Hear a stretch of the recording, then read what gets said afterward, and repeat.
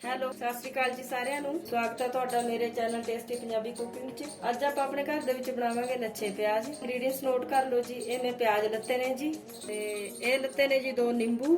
ਇਹ ਆਪਾਂ ਨੇ ਮਸਾਲਾ ਲੱਤਾ ਹੈ ਜੀ। ਇਹ ਆਪਾਂ ਨੇ ਚਟਪਟਾ ਚਾਟ ਮਸਾਲਾ ਲਿਆ ਹੈ ਜੀ। ਤੇ ਇਹ ਲੱਤਾ ਜੀ ਆਪਾਂ ਨੇ ਅੰਬਚੂਰ ਪਾਊਡਰ। ਇਹ ਲੱਤਾ ਜੀ ਆਪਾਂ ਨੇ ਚਿਲਡ ਵਾਟਰ, ਠੰਡਾ ਪਾਣੀ ਹੈ ਜੀ, ਬਿਲਕੁਲ ਬਰਫ਼ ਵਾਲਾ। ਤੇ ਪਿਆਜ਼ ਆਪਾਂ ਨੇ ਕੱਟਣੇ ਨੇ ਥੋੜੇ ਜਿਹੇ ਮੋਟੇ ਜੀ, ਬਿਲਕੁਲ ਆਰਾਮ ਨਾਲ।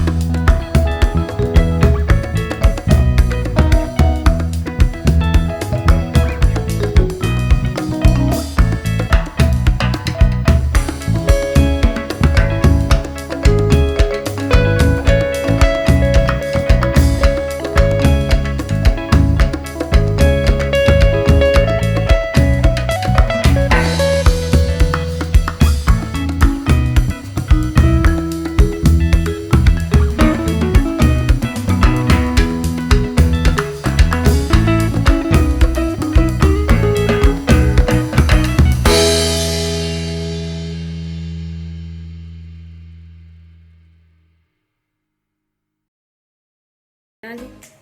तुसी धनिया भी पा सकते हो, जिहड़ी चीज़ तुहानूं वधिया लगदी है।